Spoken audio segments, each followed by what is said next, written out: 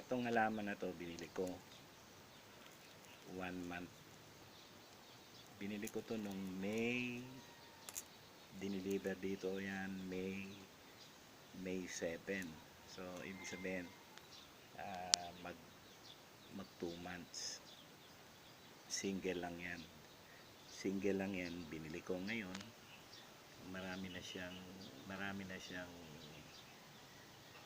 supling dito. Tapos mayroon din pala yan na bulaklak, namumulaklak din po pala yan. Ito po, ayan, ito yung bulaklak niya. Ito yung bulaklak. Meron, ayun, nakatago pa sa ilalim ng dahon. Ayun, may bulaklak po pala siya. So sabi nung pinost ko to sa Facebook, sabi, may nag-comment, meron daw siyang ganito pero natunaw, madaling matunaw. So ang ginawa ko rito, ibinukod ko siya.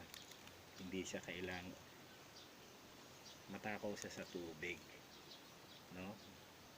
Pero hindi naman sobra sa takaw. Ibig sabihin, didiligan mo siya everyday para mabuhay. Yan, medyo yun lang, medyo madaling mapunit yung dahon niya. Pero yung dahon na ito pa yung lumang dahon yung dahon nung diniliver niya.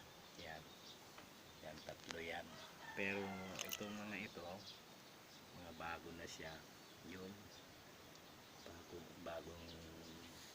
bagong tubo siya.